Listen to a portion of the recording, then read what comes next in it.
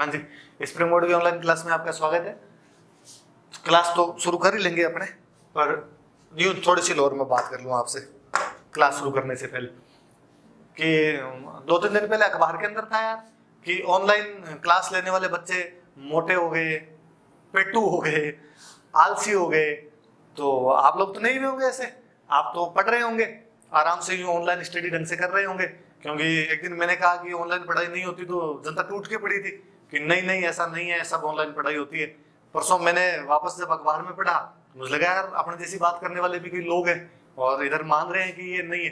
पर मैं ये मानता हूँ कि आपसे हो रही होगी, आपने जब इतना ही कहा कि नहीं नहीं सर आप झूठे हो एकदम, और हमारे से तो होती है यार, हम तो ऑनलाइन ही कर सकते हैं, बहुत ढंग से कर सकते हैं, तो आप पढ़ रहे होंगे। पर फिर भी जैसा उस अखबार वाले लिखा था, तो मोटू पेटू और आलसी मत हो जाना, अपने थोड़ा इस मामले में ध्यान रखना। पढ़ाई हो तो भली बात, नहीं हो तो भली बात।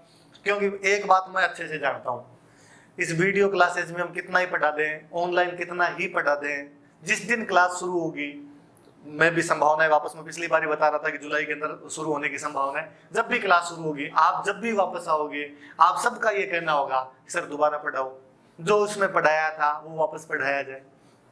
क्योंकि जब ये क्लासेस शुरू की थी ना, कि जब आया कि भाई ये लॉकडाउन हो गया, शुरू में जितना पता ही नहीं था कितने दिन जाएगा कितने दिन नहीं जाएगा, तो क्या यार अचानक ही छुट्टियां हो गई। तो वो एक मीम खूब ही चल रहा है कि वो अक्षय कुमार सलमान खान की कौन सी मूवी है, मुझसे शादी करोगे, हाँ उस मूवी का ये शायद हो, कि वो नवीन जी क्लास में जाकर हैं, कोई कोरोना वोरोना नहीं है, बस 2 दिन की छुट्टी है। और उधर वो अक्षय कुमार जो है वो सलमान खान का मुंह पकड़ के बाद में कहता है कि मेरी आंखों में तो देख, अब इतने दिन हो गए, 2 दिन कहाँ है। तो नवीन जी कल ही कह रहे थे कि यार मेरी ठीक धज्जियां उड़ा रखी है आपने। तो शुरुआत में जब ये हुआ तो ये भाई किसी को पता नहीं था इतना कुछ हो जाएगा और हो जाएगा, तो क्या करें। तो क्या यार बच्चों से थोड़े थोड़े जुड़े हुए से रहेंगे, इसलिए ऑनलाइन क्लास अपने शुरू कर लेते हैं। सर ने एक वीडियो बनाया, सर ने अपील की सब लोगों से कि भाई आप लोगों से हम ऑनलाइन जुड़ेंगे, ऑनलाइन क्लासेस शुरू करेंगे, ऑनलाइन आपको पढ़ाएंगे। और भाई साहब मानो नहीं आप, जिस दिन ये घोषणा की थी उस दिन लोगों के तो भयंकर भयंकर फोन है, सारे फोन घनघना रहे थे, ऑफिस वाले सारे फोन, हमारे वाले पर्सनल फोन, ऐसे कैसे कर सकते हो सर, हमारे पास तो डाटा ही नहीं है, हम तो दूरस्थ गांव के अंदर बैठे हुए हैं। और फिर ठेठ लोगों ने वैसे कहना शुरू किया, बॉर्डर पे बैठे हैं, हमारे तो कुछ भी नहीं है यहाँ पे गाँव में, टावर भी मोबाइल का ऐसे ऊपर हाथ लेके जाते तो आता है हमारे, तो आप कैसे पढ़ेंगे, हमारे तो वो चक्री चलती रहती है, घूमता रहता है घूमता रहता है, और सर ऐसे तो पढ़ाई नहीं होगी हमसे, तो आप ऐसा ऑनलाइन नहीं पढ़ा सकते, जब कोचिंग खुल जाएगी तो आप ऑफलाइन ही पढ़ा देना। फिर किसी ने और दिमाग लगाया, मतलब जनता दिमाग लगाने में तो खूब आगे रहती है, इसने और दिमाग लगाया कि ये फीस लेने के तरीके इनके, इसलिए ये सब ऐसा कर रहे होंगे। हम सोचेंगे यार किसकी बात किधर जा रही है अपने आप में, पर जब इतने ज्यादा है तो फिर कहा भाई क्या किया जाए। तो कहा अपने तो एक काम करो, बच्चों को पढ़ा दो, जैसा जो कुछ अपने से कोई टॉपिक पढ़ाया जाए वो टॉपिक पढ़ा दो, और जितना पढ़ लेंगे घर पे पढ़ लेंगे, और जब आएंगे तब अपने तो वापस पढ़ा देंगे। तो किसी का फोन भी आया तो शुरू शुरू में तो हमने कहा कि नहीं नहीं नहीं पढ़ाएंगे रे, तुम अपने घर पे पढ़ना। हमारे कहने का मतलब ये था कि इस बहाने पढ़ लेंगे, क्योंकि जिस भी एक आधे को किसी को हमने कहा कि हम वापस पढ़ा देंगे, उसने 10 जनों को आगे फोन करके और कहा कि वीडियो में सुनना रहे, वो मेरे सर से बात होगी, उन्होंने कह दिया कि ऐसा आप वापस पढ़ाएंगे तो आपने तो वहीं जाके पढ़ेंगे। एक बात ये बहुत अच्छे से हम शुरू से ये क्लियर हो गई थी कि आएंगे बच्चे, पढ़ाना ही पड़ेगा, वापस समझानी ही पड़ेगी चीजें, पर तब तक बच्चे थोड़े अंगेज रहे, थोड़ी थोड़ी बातें सुनते रहे, थोड़े पूरे अलग नहीं जाए एकदम। पर मैं जैसे फेसबुक पे जो रुझान देखता हूँ, या आजकल जब वापस फोन आने शुरू हुए तो रुझान दूसरे, और अब बच्चों के आ रहे कि सर अब तो खुलवा दो, और अब तो हम आना ही चाहते हैं। मतलब यूं तो जनता कहती रहती है हमें छुट्टी दो, रक्षाबंधन की 5 दिन की क्यों कर दी, होली की 2 दिन की क्यों कर दी, इतनी होली की कर दो, इतनी रक्षाबंधन की कर दो। और अब जब घर बैठे हुए इतनी छुट्टियां मिल गई तो अब हाथ जोड़ रहे हैं कि भाई रे अब तो वापस जैसे तैसे करके लगा लो, हम यहाँ से आने चाहते हैं। लड़के परेशान कि घर वाले कोई किसी को खेतों में लगा दिया, तो एक दो के तो फोन आए कि सर गर्मी बड़े भयंकर वाली और खेतों में तो लगा रखा है। लड़कियों से कोई और घर वाले के ज्यादा काम करवाते होंगे तो वो वैसे परेशान। फिर कई वैसे परेशान कि वो बातचीत नहीं हो पा रही, तो ज्यादा तंग हो जाते हैं कि नहीं नहीं ये तो गलत है, वहां जाए, यहाँ घर वालों की नजरों में रहना पड़ता है, फोन लेके किधर कौन लगा रहे, उधर जयपुर रहे तो थोड़ा ठीक रहे। तो जल्दी खुल जाएगी तो आपको समस्त प्रकार के मौके मिल जाएंगे, पर तब तक आप थोड़े थोड़े पढ़ते रहना, और कम से कम वो मोटू पेटू और आलसी मत हो जाना। कोई डिप्रेशन में मत चले जाना, किसी भी डिप्रेशन यूं फील होता हो तो मुझे फोन कर लेना कभी भी आप, मैं डिप्रेशन दूर कर लूंगा आपका। और बाकी मुझे पता है कि आप जिंदा दिल लोग ऐसा कुछ ही नहीं करते होंगे, आप पढ़ाई करते होंगे, मुझे पूरा यकीन है। और जब हम वापस आपको पढ़ाएंगे, हम पढ़ाएंगे कि जब आप वापस आओगे हमने जो भी पढ़ा दिया वापस पढ़ाएंगे, पर मुझे पता है तब पूरी क्लास ये कहेगी कि नहीं सर ये जो पढ़ा दिया ये हमारे एक एक याद है, सब कुछ याद है, कुछ भी पूछ लो और हमें पढ़ाने की आवश्यकता नहीं। हम पिछले जो 2 वीडियो थे राजस्थान जीके से संबंधित वो अपने अभिलेखों के थे। अभिलेख अपने राजस्थान में खूब सारे हैं, तो आगे आज फिर कुछ अभिलेखों की बात करते हैं। अभिलेखों वाले में थोड़ा ठीक ये रहता है कि उनके माध्यम से थोड़ी अलग अलग हिस्ट्री पढ़ लेते हैं हम, कि भाई कोई अभिलेख मेवाड़ गया है तो थोड़ा गुहिलों की हिस्ट्री पढ़ ली, चौहानों की हिस्ट्री पढ़ ली, राजा महाराजा वाला पोर्शन लगभग क्लास में अपने हो चुका था, तो थोड़े ये चीजें एक्स्ट्रा हो जाएगी अपने, और इस बहाने थोड़ी पढ़ाई भी हो जाएगी। तो आज कुछ नए अभिलेख लेंगे अपने। तो वापस वही कि राजस्थान के इंस्क्रिप्शन, जो अभिलेख है राजस्थान के, जो इंस्क्रिप्शन है उनकी बात करेंगे। चलो तो हम कौन कौन से इंस्क्रिप्शन आज लेंगे, किस किस की बात करेंगे। अब तक कौन कौन से पढ़ लिए जैसे हमने, तो शायद मैंने पहला वीडियो पढ़ाया था तो उसमें मैंने एक बड़ली पढ़ाया था, एक बुचकला पढ़ाया था, एक बसंतगढ़ पढ़ाया था और एक बिजोलिया पढ़ाया था। और सेकंड टाइम जब पिछली बार लिए थे तो पिछली बार भी 4 अभिलेख ले लिए थे हमने, तो आज वापस हम आगे वाले अभिलेख और ले लेंगे। पिछली बार जैसे अपने चीरवा की बात कर ली थी अपन ने, घंटियाला वाले अभिलेख की बात कर ली थी, बहुक वाली प्रशस्ति की बात कर ली थी, तो आज उससे आगे बढ़ते हैं अपने। तो आज कौन कौन से लेंगे अभी देखते हैं अपने, वही क्वेश्चन टाइप से ले लेते हैं। तो जैसे क्वेश्चन है कि बिजक डोंगरी पर सबसे पहले अशोक के शिलालेख की खोज किसने और कब की थी। हम में से ज्यादातर लोग जानते हैं कि बिजक डोंगरी से अशोक का एक अभिलेख मिला। बिजक डोंगरी अभिलेख किसका मिला, अशोक का शिलालेख, मतलब रॉक एडिक्ट।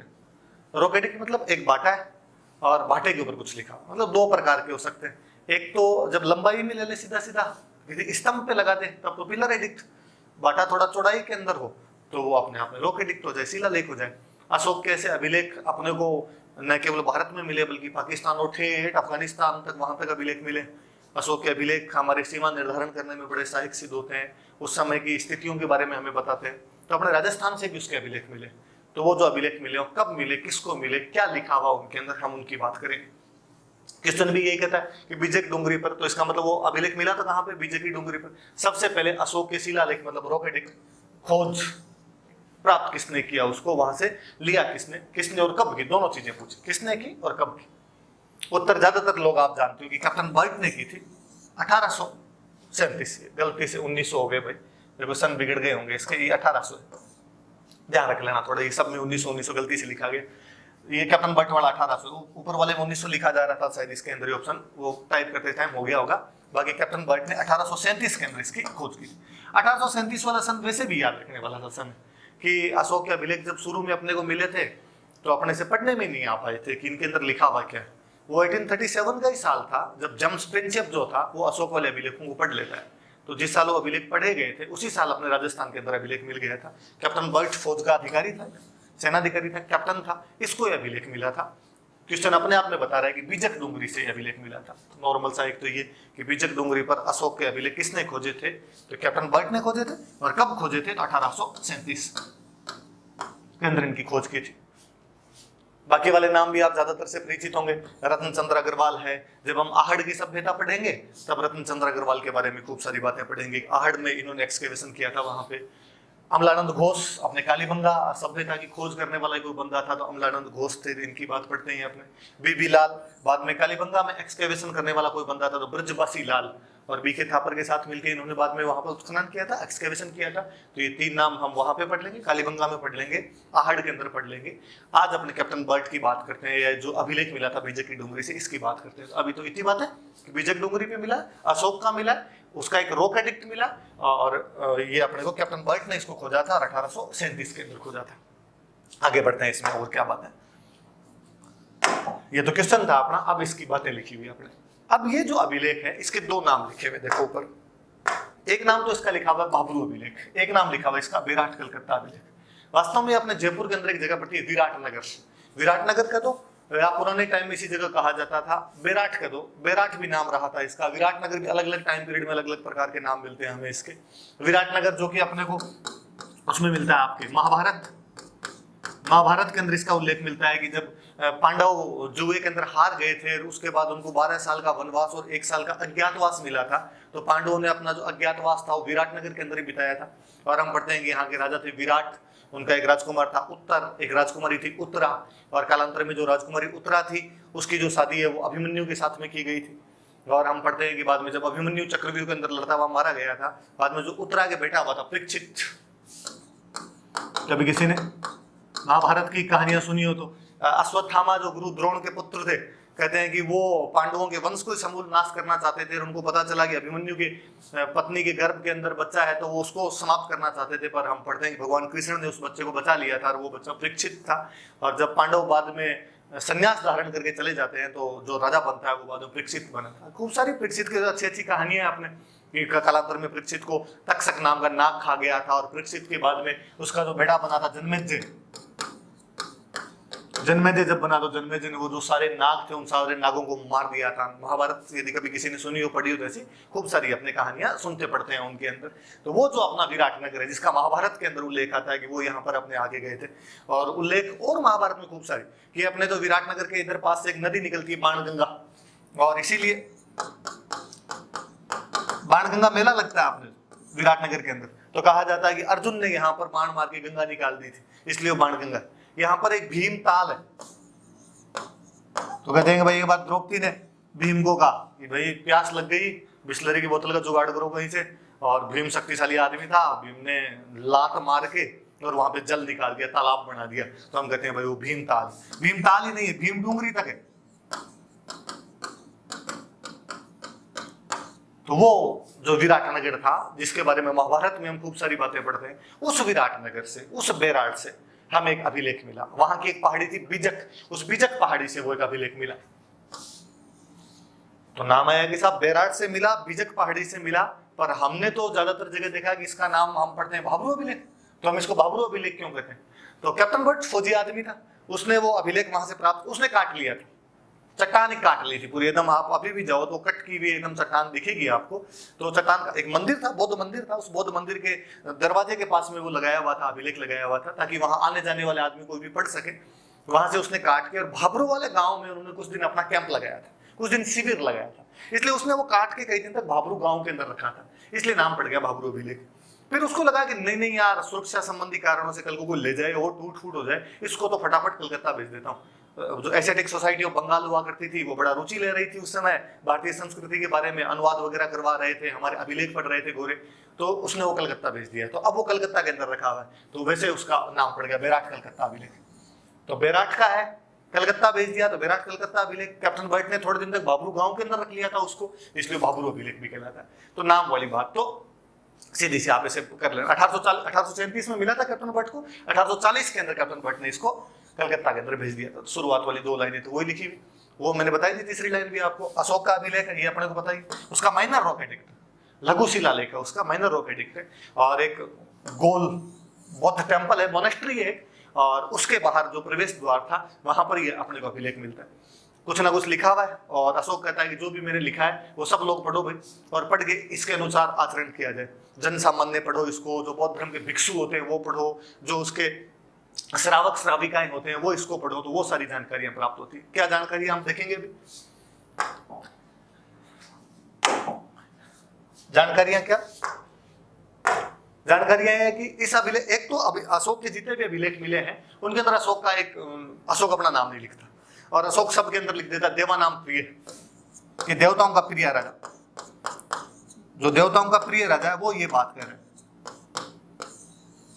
और अपने यहाँ पर थोड़ा था भी जी कि इंडियन मेंटेलिटी अभी तक भी है कि आदमी किसी भी काम को करने के बाद में खुद क्रेडिट लेना पसंद नहीं करता, और अपने की ये भगवान ने करवाया उस टाइप का। आगे आप लोग भी जब सेलेक्ट हो जाओगे, आपसे भी जब पूछा जाएगा कि भाई आरएस में सिलेक्शन हुआ तो आप इसका क्रेडिट किसे देना चाहेंगे, तो अपने पहले मुंह से ये निकलता है सब भगवान की कृपा है। हर चीज में पापा का बिजनेस अच्छा चल रहा है तो भगवान की कृपा है। इवन अपने तो बड़े जोरदार लोग हैं कि जनसंख्या वृद्धि हो जाती है उसमें भी भगवान का हाथ ही मान लेते हैं, तो क्रेडिट कभी रखता ही नहीं था आदमी अपने पास में, भगवान को क्रेडिट दे दिया करता। अशोक भी अपना नाम वाम नहीं लिखता, और सबके अंदर वो देवा नाम प्रिय, देवताओं का प्रिय राजा ये कहता है, देवताओं का प्रिय राजा ये कहता है। तो अपने तो बड़ा जोरदार लफड़ा हुआ शुरू के अंदर। जब अभिलेख मिले सब में देवा नाम प्रिय लिखा हुआ, अंग्रेजों ने कहा यार ये अभिलेख तो पढ़ लिया पर इसमें तो आपके देवा नाम प्रिय लिखा हुआ, तो कौन है ये देवा नाम प्रिय, कौन था तुम्हारे देवताओं का प्रिय राजा? अपने वालों का वैसा अमर सारे थे, कौन ऐसा राजा होगा जो देवताओं का प्रिय नहीं होगा? तो पता ही नहीं चला। इसी के कंटेम्पररी, इसी के समकालीन श्रीलंका में कोई एक राजा हुआ था तिस, और तिस के अभिलेख जो मिले या तिस की जो किताबें वगैरह मिली उसमें भी उसकी उपाधि यही मिलती, उसका टाइटल यही मिलता है देवा नाम प्रिय। और श्रीलंका वालों ने क्लेम किया कि अभिलेख हमारे। ठीक है, यदि तुम्हारे अभिलेख, यदि तुम्हारा राजा का नाम देवा नाम प्रिय था, तो अब भाई साहब श्रीलंका ने अपनी एनसीआईटी चेंज करवाई, और श्रीलंका ने कहा कि हमारे राजा तिस ने न केवल भारत पर बल्कि पाकिस्तान और अफगानिस्तान तक कब्जा कर लिया था और संपूर्ण भूभाग का स्वामी बन गया। चलती रही भाई कई दिन तक उनकी बात। फाइनली 1915 के आसपास में कर्नाटक में एक जगह पड़ती है मास्की, और वह मास्की से अशोक का एक अभिलेख मिला, और उसके अंदर अशोक का नाम मिल गया, उसमें अशोक का नाम लिखा, देवा नाम प्रिय अशोक। और अपने बड़ों का यार ये तो अशोक नाम लिखा। थोड़े दिनों बाद एक अभिलेख और मिला गुर्जरा, थोड़े दिन बाद एक अभिलेख और मिला नेटूर, एक अभिलेख और मिला उडेर गोलम, और इन सारे अभिलेखों में उसका अशोक नाम मिला। तब अपने वालों ने अंग्रेजों को कहा रहे ये हमारे हैं, ये कोई श्रीलंका वालों के नहीं है, और हमारा जो अशोक था उसकी उपाधि। तब हमने श्रीलंका वालों को फोन किया कि श्रीलंका वालों तुम्हारी एनसीआईटी चेंज कर लो यार, ऐसे थोड़ी ना होता है कि इतना सा देश, हमारे देश का जब मैप खरीदते हैं तब तुम्हारे देश वाला मैप फ्री के अंदर आ जाता है, और तुम कहोगे कि अब तुम्हारे राजा ने भारत पाकिस्तान अफगानिस्तान तक जीत लिया ना, ऐसे नहीं चलता देखो, और ये हमारे ही है। तब जाके हम वो ढंग से क्लेम कर पाए कि ये अभिलेख हमारे हैं, ये अभिलेख हमारे अशोक के हैं। तो वो नाम तो किसी के अंदर लिखता ही नहीं, देवा नाम प्रिय करके छोड़ देता है। इसमें जो अपने को बाबुर वाला अभिलेख है उसके अंदर भी लिखता है प्रियदर्शी, प्रियदर्शी लिख देता। और इसमें एक बड़ा जोरदार, वो खुद को मगध का राजा बताता है। ये एक बड़ी जोरदार सी चीज कि अशोक ने कौन से अभिलेख के अंदर खुद को मगध का राजा कहा है, तो बाबुर वाले अभिलेख के अंदर वो खुद को मगध का राजा बताता। हम जानते हैं जो हमारा सबसे प्राचीन साम्राज्य जो स्थापित हुआ था वो मगध के अंदर स्थापित हुआ था, जो अपने बिहार वाला मुख्य जो इलाका है उसको मगध कहा करते थे, तो वो खुद को इसमें मगध का राजा जो प्रियदर्शी है उस रूप में अपने को संबोधित करता है। अच्छा, ये तो बात हुई कि अशोक ये अभिलेख किसने लगवाया, अशोक क्या लिखता है, वो बातें बताता क्या भाई। हम कहते हैं बौद्धों के मंदिर के पास मिला, बौद्धों के भिक्षुओं के लिए, बौद्धों के श्रावकों के लिए उसने कुछ सूचनाएं दी है। तो क्या सूचनाएं दी? तो इसी के अंदर बौद्ध वो लाइन नहीं कहता है जो अपने वो छोटी क्लासों में कभी सुनी हो, तो बुद्धम शरणम गच्छामि, संघम शरणम गच्छामि, धम्मम शरणम गच्छामि। भाई कि बुद्ध की शरण में जाओ, संघ की शरण में जाओ, धम्म की शरण में जाओ। तो कुल मिला के बुद्ध संघ और धम्म की बात करता है। उस टाइम पाली भाषा हुआ करती थी, ब्राह्मी लिपि और पाली भाषा के अंदर लिखे हुए, तो वो भाषा तो वो हो जाएगी जो मैंने बोला ऐसे नहीं, पर वो भाव यही है कुल मिला के कि वो खुद कहता है कि बुद्ध संघ और धम्म के अंदर श्रद्धा प्रकट करता है। कुल मिला के अशोक खुद को बौद्ध धर्म का बंदा बताता है। अशोक लोगों को ये कह रहा है कि देखो मैंने भी बौद्ध धर्म को स्वीकार कर लिया। तो वो बौद्ध धर्म का, अपने आप को बौद्ध धर्म का बताने के लिए, अपने आप की बुद्ध संघ और धर्म में श्रद्धा प्रकट करने के लिए अभिलेख लगवाता है, ताकि लोग जब इसको पढ़े तो लोगों को पता चले कि जो अशोक था वो बौद्ध था, अशोक बौद्ध धर्म में रुचि रखता था, कुछ कम से कम उसका इंटरेस्ट इधर था, ये बात तो पता चले।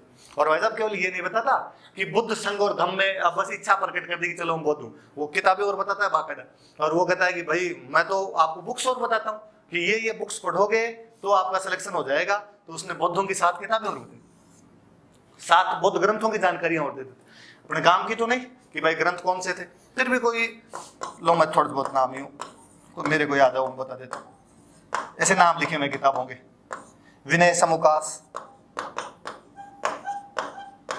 अलियवस, अनागत भय, मुनि गाथा, मोनिय सुत, उपति सपसिम,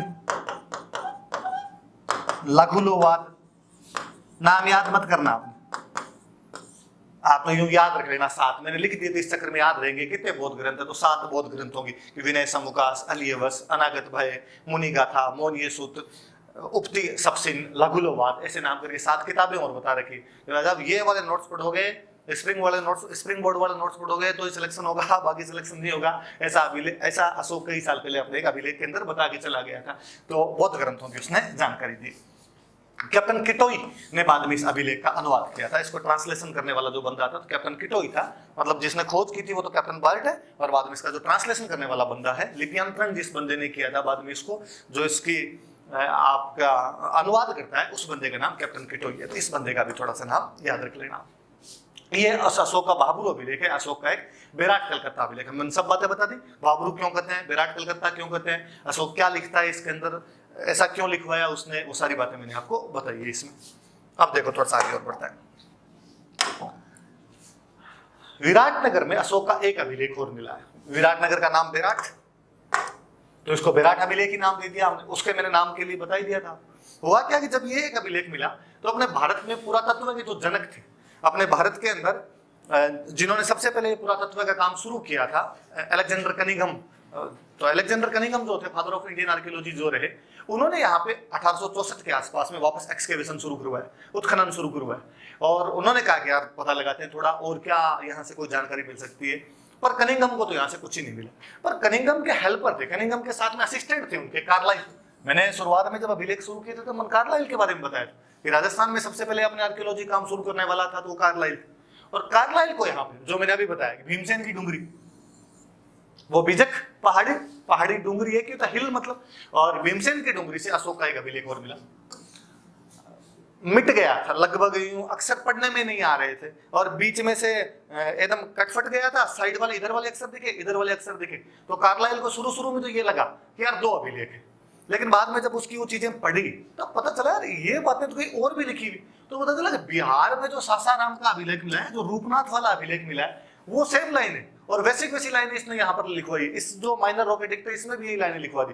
तो आप ये कह सकते हो कि ये सासाराम वाले अभिलेख का या जो रूपनाथ वाला जो अभिलेख है उसका विराटनगर एडिशन है, उसका बेराट एडिशन है कि बेराट में भी उसने कुछ ऐसा लिखवाया था। और इसके अंदर भी अशोक कहता है कि मैं उपासक, मतलब बौद्ध धर्म में आज तो आए हुए तो मुझे 2.5 साल बीत गए, लेकिन शुरुआत में तो मैंने कोई काम वाम किया नहीं बौद्ध धर्म के लिए ढंग से।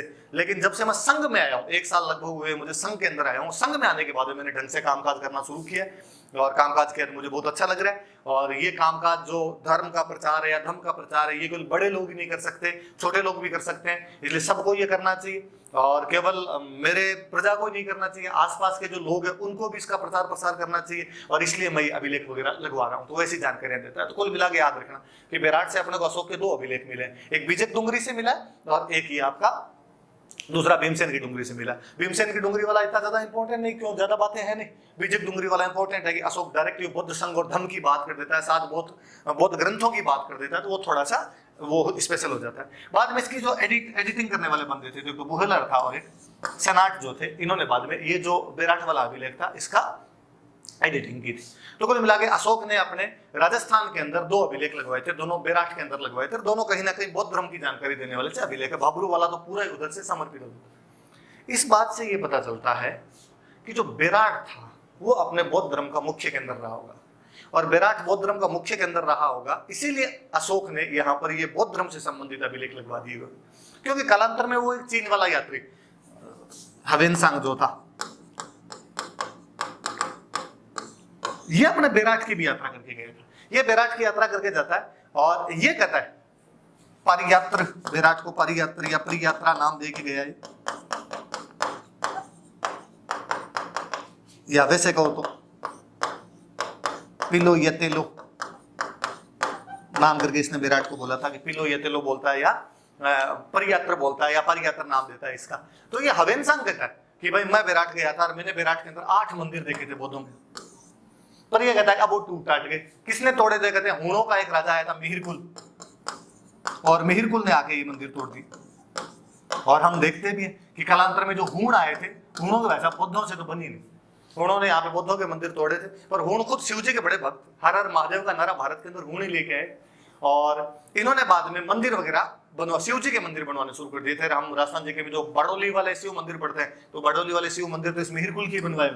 मिहिरकुल की तो अपने और खूब सारी जानकारियां मिलती है बेराट से कि उसने ये मंदिर तोड़े थे, यहाँ पे आया था।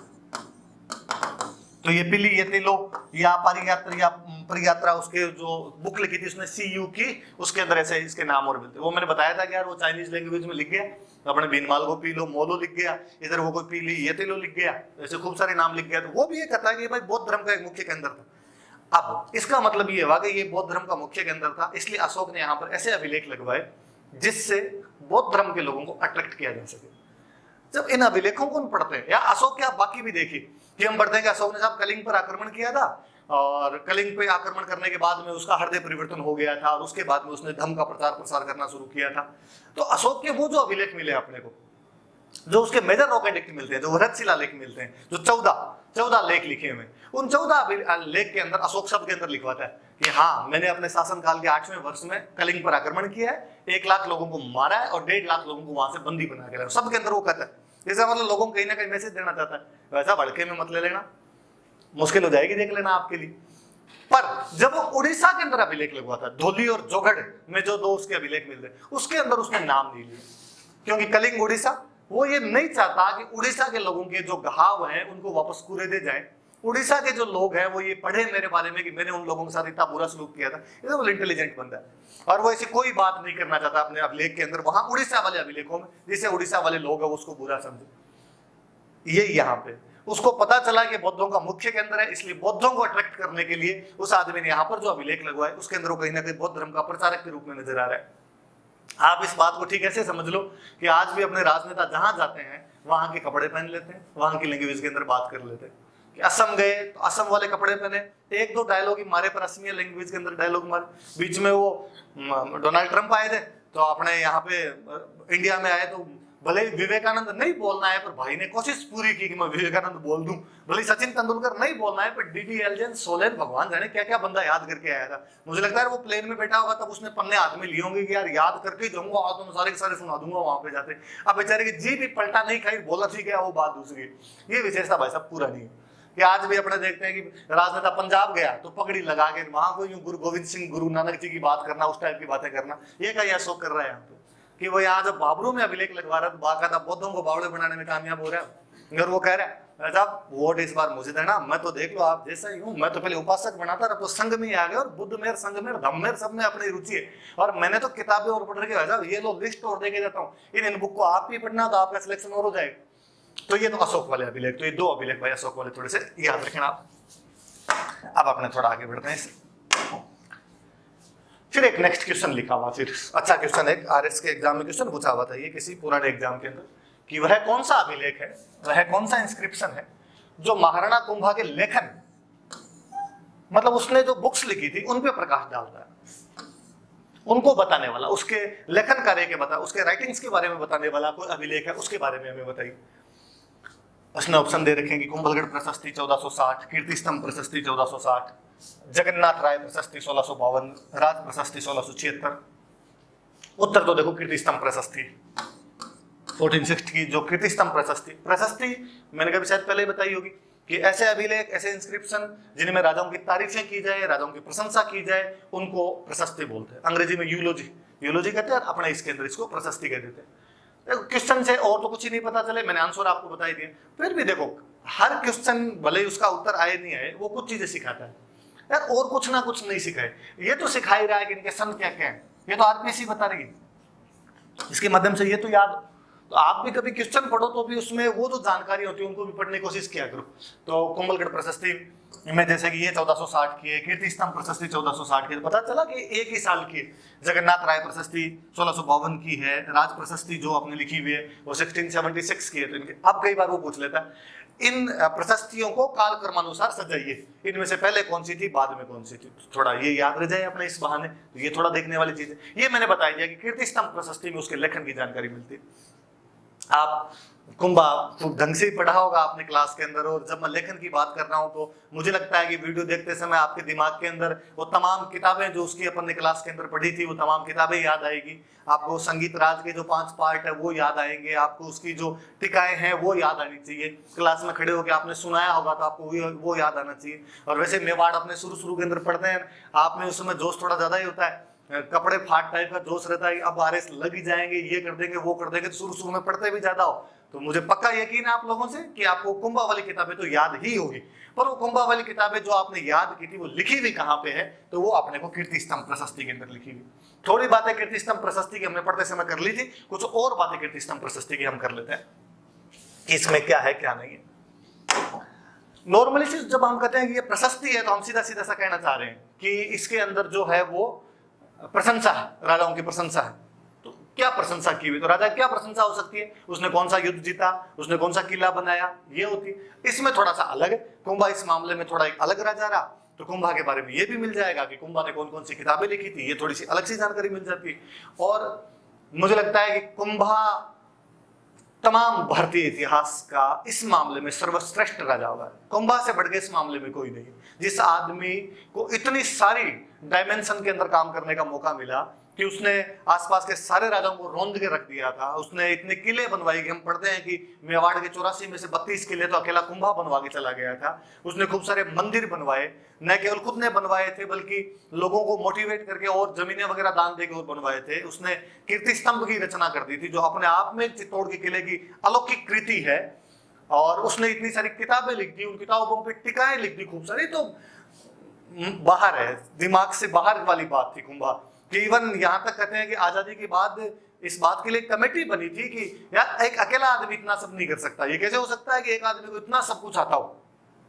पर आपने खुद भूंगल है, इसका मतलब ये थोड़ी है कि बाकी बड़े भी होंगे, तो बाकी लोगों को तो आते ही है। तो कुंभा को आता था इस मामले में, कुंभा इस मामले में सर्वश्रेष्ठ राजा निकला।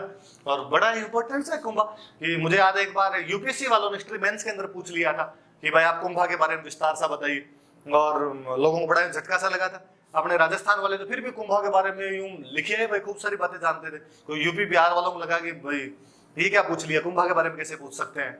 ये अपने इंडियन हिस्ट्री की विडंबना है कि इतने महान राजा को हमने इंडियन हिस्ट्री के अंदर जगह ही नहीं दी। इंडियन हिस्ट्री उससे मात्र कोई या तो पढ़ाती ही नहीं है, और या पढ़ाती है तो 1-1.5 पन्ने के अंदर समेट के रख देती है। बहुत दुर्भाग्य है कि राजस्थान का इतिहास जो है उसको केवल ये कह के बंद कर दिया गया कि ये तो राजाओं ने अपने दरबारियों से लिखवा लिया था, इसलिए इसमें तो एग्जेजरेशन है, इसमें अतिशयोक्तिपूर्ण वर्णन है, इसलिए इसको तो क्या ही पढ़ाना। तो पूछे उनसे कि जो अबुल फजल अमीर खुसरो जियाउद्दीन बर्नी ने लिखा है वो भी राजाओं के दरबार में बैठ के लिखा था, उसमें भी उतनी वैसी बातें हैं जो इधर वाले के अंदर है। उसमें कमियां हैं तो इसमें भी कमियां हैं, उसमें अच्छाइयां हैं तो इसमें ज्यादा अच्छाइयां हैं। पर कम्युनिस्टों का इस मामले में बेहतरीन काम रहा। उनको जितनी लंका लगानी थी हिस्ट्री की उतनी लंका लगाई उन्होंने। पर अपने राजस्थान जीके में आरपीएससी का लाख लाख धन्यवाद देता हूं कि उन्होंने अपने से खूब सारी ऐसी बातें पूछी कि हम इन लोगों के बारे में जान पाए। अब पहली बात तो ये कि भाई कीर्ति स्तंभ प्रशस्ति की बात करते थे, तो कीर्ति स्तंभ क्या है। तो हम कहते हैं कि कुंभा ने एक पिलर बनवाया था, चित्तौड़ के किले के अंदर कुंभा द्वारा बनवाया गया एक पिलर है, 9 मंजिल का एक पिलर बना हुआ है। और वो जो स्तंभ बना हुआ है 9 मंजिल का, उसके अंदर मूर्तियां लगी हुई, खूब सारी मूर्तियां लगी हुई, स्कल्पचर खूब सारी लगी हुई, आइडल्स खूब सारी लगी हुई है उसके अंदर। तो हम उसको कहते ही कि वो भारतीय मूर्ति कला का विश्वकोश है, एनसाइक्लोपीडिया ऑफ इंडियन स्कल्पचर है। हम कहते हैं कि वो मूर्तियों का अजायब घर है, म्यूजियम ऑफ आइडल्स है, भगवान विष्णु को समर्पित किया गया। बड़ी जोरदार बात कि मेवाड़ वाले जो थे ये शिव जी के भक्त थे, खुद को एकलिंग दीवान, कि हम एकलिंग जी के दीवान हैं। एकलिंग जी भगवान शिव हमारे राजा, हम तो उनके आगे प्रधानमंत्री। खुद को एकलिंग दीवान कहने वाले राजाओं ने विष्णु के मंदिर बनवाए। ये उनका सेकुलरिज्म, ये उनकी वो समावेशी संस्कृति है, ये उनकी वो सहिष्णुता, टॉलरेंस है। वरना हम साउथ इंडिया में ऐसा देखते हैं कि वहां जो शैव और वैष्णव थे उनके बीच कहीं ना कहीं थोड़ा बहुत क्लेश देखने को मिल जाता है, पर अपने यहाँ पर नहीं मिल रहा है। अपने कुंभा शिव का भक्त होने के बावजूद विष्णु की स्मृति के अंदर हम गरुड़ ध्वज या विष्णु ध्वज के नाम से जानते हैं। और हमने कीर्ति स्तंभ को तो कितना सम्मान दिया होगा कि हमारी पुलिस वालों के आज भी यहाँ पे कीर्ति स्तंभ बना हुआ रहता है। और आप अपने राजस्थान बोर्ड की कोई बुक उठा के देखना, आपने जो आरबीएससी है, Rajasthan board of secondary education है, उसकी कोई भी बुक उठा के देखना, उस बुक के अंदर पहले पन्ने के ऊपर ही आपको और कीर्ति स्तंभ मिलेगा। ये वाला तो है ही, मतलब ये कीर्ति स्तंभ कितना और यूं रहा होगा कि भारत के महान स्वतंत्रता सेनानी वीर सावरकर ने जब एक संगठन बनाया था अभिनव भारत, बहुत बड़ा संगठन बना अपने महाराष्ट्र का, और जिसका बाद में बहुत एक महत्वपूर्ण सदस्य वाला अनंत लक्ष्मण करकरे, और करकरे ने जब यहाँ पर एक न्यायाधीश जैक्सन को मार दिया था तो उस केस में बड़ा अभिनव भारती चर्चित रहा था। अपने राजस्थान में अभिनव भारत की ब्रांच बनी थी वीर भारत सभा। किसी आप पुराने वीडियो को देखेंगे तो उसमें केसरी सिंह बारट, गोपाल सिंह खरवा आदि के नाम पढ़ेंगे तो उसमें वीर भारत सभा को या वीर भारत समाज को सुनेंगे। उसके अंदर वो जो संगठन था अभिनव भारत का, तो कहते हैं कि उस समय वीर सावरकर ने कीर्ति स्तंभ की जो तस्वीर थी वो ऑफिस के अंदर लगाई थी और कहा था कि जो कोई अभिनव भारत का सदस्य बनना चाहता है वो इस कीर्ति स्तंभ के आगे आके और कसम खाए कि जिस प्रकार कुंभा ने विदेशियों के खिलाफ, दुश्मनों के खिलाफ लड़ाई लड़ी थी, देश प्रेम की भावना थी, उसी प्रकार हम सब में देश प्रेम की भावना रहेगी। तो अभिनव भारत का भी वो प्रतीक चिन्ह रहा है, उसका सिंबल रहा है, एम्बलम लोगो रहा है उसका। क्योंकि जीत के बाद में बनाया गया था, इसलिए इसको विजय स्तंभ भी कहा जाता है। तो आप इसको विक्ट्री टावर भी कह सकते हैं, आप इसको कीर्ति टावर भी कह सकते हैं, आप इसको म्यूजियम ऑफ आइडल्स कह सकते हैं, आप इसको एनसाइक्लोपीडिया ऑफ इंडियन स्कल्पचर कह सकते हैं। ये विष्णु फ्लैग है क्योंकि विष्णु को समर्पित किया गया, डेडिकेट किया गया। ये गरुड़ फ्लैग है क्योंकि भगवान विष्णु का जो वाहन है वो गरुड़, तो वो गरुड़ ध्वज भी कहते हैं, विष्णु ध्वज भी कहते हैं। कीर्ति स्तंभ कुंभा द्वारा बनाया गया कीर्ति स्तंभ। हालांकि चित्तौड़ के किले में एक कीर्ति स्तंभ और है, कुंभा से बहुत पहले किसी जैन व्यापारी ने उसका निर्माण करवा दिया था। एक और बना, पर वो अलग है, वो 7 मंजिल का है, वो एक अलग इमारत बनी हुई, उसका इससे कोई लेना देना नहीं। वो अलग जब हम कभी पढ़ेंगे उसके बारे में और बताऊंगा, तो याद रखना कि कुंभा वाला कीर्ति स्तंभ अलग है, वो वाला कीर्ति स्तंभ अलग है। वो जैनों के जो पहले भगवान हुए थे, भगवान ऋषभ देव जी, या जिनको हम आदिनाथ जी कहते हैं, उनको डेडिकेट किया हुआ है। कुंभा वाला जो है वो विष्णु को डेडिकेट किया। चलो अब अपने तो काम की प्रशस्ति उस पर आते हैं। 3 दिसंबर 1460 की प्रशस्ति लिखी हुई, इस पे ध्यान नहीं देना, ये ध्यान दीजिए आप। मार्गशीर्ष कृष्ण पंचमी विक्रमी संवत 1517 की लिखी हुई। 57 साल वाला गैप होता, आप निकालोगे 57 साल का गैप आ जाएगा। पर ये तारीख, ये सुनिए आप, मार्गशीर्ष कृष्ण पंचमी, ज्यादातर आप राजस्थान के लोग हैं, इन बातों को समझते ही होंगे, इसमें बताने वाली कोई बात नहीं। ये कुंभा की डेट ऑफ बर्थ है। कुंभलगढ़ वाली प्रशस्ति और कीर्ति स्तंभ वाली प्रशस्ति दोनों इसी दिन लिखी गई। कुंभा अपने जन्म दिवस के दिन ये प्रशस्तियां जारी करवाता है, ये प्रशस्तियां वहां पे उत्कीर्ण करवाता है, लिखवाता है। तो ये वाली ये याद रखना, थोड़ा कोई पूछ ले अपने से कि भाई ये क्या तारीख है, तो ये आपसे मार्गशीर्ष कृष्ण पंचमी जो रही है विक्रमी संवत 1517 की, तो वो याद रखना, ये उसकी जन्म तिथि, इसीलिए उसने ऐसा करवाया था इस दिन। किसने लिखी? तो अत्रि भट्ट और महेश भट्ट, बाप बेटे। अत्रि भट्ट ने शुरू की थी, बाद में उनका निधन हो गया था, उनके बेटे महेश भट्ट ने इसको आगे। ये महेश भट्ट ये नहीं भाई, अब आजकल जो अखबारों में आ रहा है, ये नहीं महेश भट्ट। महेश भट्ट कोई दूसरा उस टाइम राइटर था, अत्रि भट्ट का बेटा है महेश भट्ट। दसोरा जाति के व्यक्ति थे और इन्होंने इसको पूरा किया था।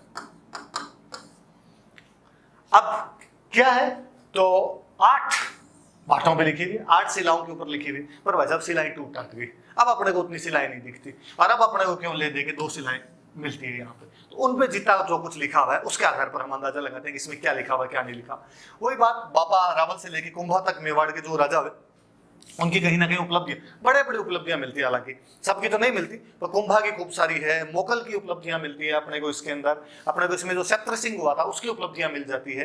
तो बड़े, पर बेसिकली कुंभा पे ज्यादा कुंभा की उपलब्धियां बताए, पर वो गोहिल वंशीय राजाओं की उपलब्धियां बताए।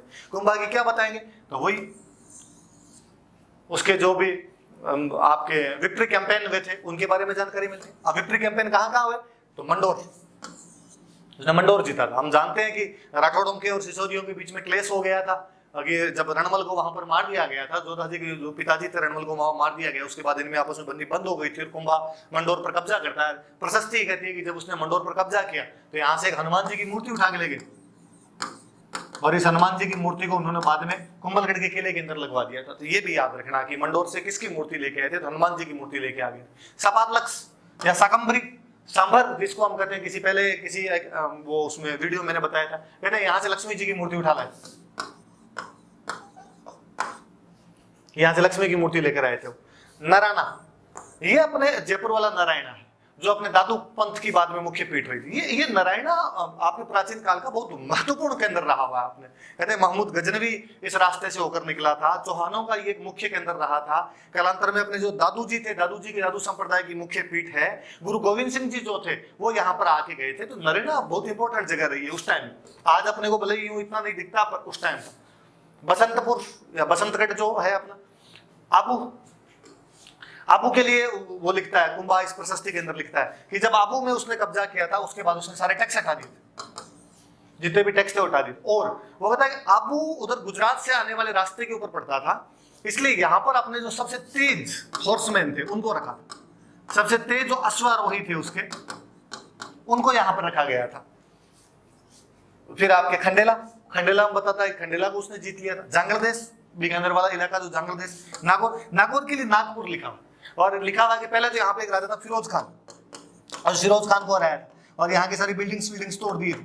और फिर इसका जब आगे बना था शम्स खां, तो शम्स खां, वैसे हम जब हिस्ट्री पढ़ते हैं तब हम पढ़ते हैं कि इसके सहयोग से बना था, लेकिन बाद में शम्स खां ने थोड़े यूं नखरे करने शुरू कर दिए थे। तो कहता है ये वापस गया और शम्स खां से भी टैक्स लेके आया। और हम तो और पढ़ते हैं कि ये देखो, एक मैं और बात बताऊँ, और नागौर जो था ये मुस्लिम शासन का सबसे पहले अड्डा बना था भारत के अंदर। मतलब मोहम्मद गोरी ने जब पृथ्वीराज चौहान को 1192 में त्राइन के युद्ध में हराकर मुस्लिम शासन की सत्ता स्थापित की थी, उससे भी पहले नागौर के अंदर मुसलमानों का राज्य स्थापित हो गया था। हालांकि अपने चौहानों ने निकाल दिया था यहाँ से कि जो पृथ्वीराज चौहान की पीढ़ी में अरुणोराज जी हुए थे, अरुणोराज ने बहलीन को यहाँ से हराकर भगा दिया था। पर ये बात तो बताती है कि वो उनका अड्डा तो रहा था। अपने बेसिकली मुगलों ने बाद में आके अजमेर को मुख्य अड्डे के रूप में काम लेना शुरू कर दिया था और अजमेर मुख्य अड्डा बना लिया था। लेकिन वैसे मुस्लिमों के दो बड़े अड्डे जो राजस्थान के अंदर रहे थे, वो एक तो नागौर रहा था, एक जालोर। हालांकि बाद में आप में से कोई कहेगा कि टोंक रियासत ही बन गई थी, वो बहुत बाद की बात है। शुरुआत में नागौर और जालोर इसके मुख्य के अंदर रहे थे। अब और बताऊं, नागौर में कहते हैं शुरुआत के अंदर किसी टाइम में कोई टाक राजपूतों का कब्जा हुआ करता था और उन टाक राजपूतों के अंदर से कोई मुस्लिम बन गया था और उन नागौर वालों की जो सत्ता थी वो बाद में गुजरात के अंदर स्थापित हो गई थी। तो नागौर और गुजरात वाले इस मामले में भाई बंद थे आपस में। तो नागौर वाला जब भी कोई हारता, कुंभा ने जब उसको हराया, शमशका को हराया, तो भाग के गुजरात चला गया था। तो गुजरात वालों ने कुंभा से लड़ने की कोशिश की, जो वहां पे कुतुबुद्दीन शाह हुआ करता था वो लड़ने के लिए आया, कुंभा ने इस बार उसको भी हराया। तो गुजरात वालों को रहा, मालवा वालों ने सहायता करने की कोशिश की तो मालवा वालों को रहा। कुल मिला के कुंभा ने अपने आसपास में जितने थे सबको सटाया, सबको बिंद के रख दिया था कुंभा ने। तो ये तो उसकी विजयों के बारे में जानकारी मिली। तो यही प्रशस्ति ये कहती है कि मालवा और गुजरात वाले दोनों मिलके आए थे वैसे, और दोनों तो बड़ा जोरदार प्लान बनाया इन्होंने। इधर महमूद खिलजी, उधर वो गुजरात वाला, और इन्होंने प्लान बनाया कुतुबुद्दीन शाह ने कि अपने दोनों मिलके जाते हैं और मिलके जाके कुंभा को हराते हैं। आधा मेवाड़ तू रख लेना, आधा मेवाड़ मैं रख लूंगा। पर आए, कुंभा ने दोनों को एक साथ धोया है, तो इन दोनों को हरा दिया था, एक साथ हराया था। ये केवल कीर्ति स्तंभ प्रशस्ति बताती है कि मालवा और गुजरात को एक साथ कुंभा ने हरा दिया। फिर इसमें कुंभा द्वारा रचित ग्रंथों में जो अपना क्वेश्चन था वो कि उसने कौन कौन से टेक्स्ट लिखे थे, कौन कौन सी किताबें लिखी थी, उनकी जानकारी मिलती है। कौन से? संगीत राज, उसका संगीत का जो सबसे बेहतरीन ग्रंथ है संगीत राज, अपने क्लास में पढ़ते हैं। अपने ये भी पढ़ा हुआ है कि इसके 5 भाग है और 5 भाग भी आपको बताए हुए होंगे कि भाई अपना कोई पाठ्य रत्न कोश है, गीत रत्न कोश है, नृत्य रत्न कोश है, वाद्य रत्न कोश है, रस रत्न कोश है। वो जो 5 कोश वाला संगीत राज है कुंभा का सबसे अच्छा ग्रंथ। ऐसे जो बाण भट्ट की पुस्तक है चंडी शतक, इस चंडी शतक पे कुंभा ने टीका लिखी। टीका मेरा बताया हुआ किसी बड़ी किताब का छोटा रूप, कमेंट्री जो लिखी जाती है किसी भी बुक की, तो कमेंट्री लिखी थी। कुंभा ने गीत गोविंद की कमेंट्री लिखी। गीत गोविंद जयदेव की संगीत की बहुत अच्छी पुस्तक है और आप सब लोग जानते हो कि इसमें जो कमेंट्री लिखी थी उसका नाम था रसिक प्रिया। आपने जो सूड प्रबंध या सुधा प्रबंध जिस किताब को कहते हैं वो, और 4 नाटक, ये 4 नाटक और लिखे थे। 4 नाटक कौन से लिखे? इनके मैं नाम और वैसे कोई पूछे तो नहीं, पर फिर भी लो मैं आपको बता दूंगी ये कौन कौन से नाटक लिखे। 4 नाटक लिखे। एक नाटक लिखा था मुरारी संगति, नाम याद रहे तो भली बात, नहीं याद रहे तो भली बात कोई नहीं। एक तो लिखा था मुरारी संगति, एक लिखा था रस नंदिनी, एक लिखा था नंदिनी वृत्ति, और एक लिखा था अतुल्य चातुरी।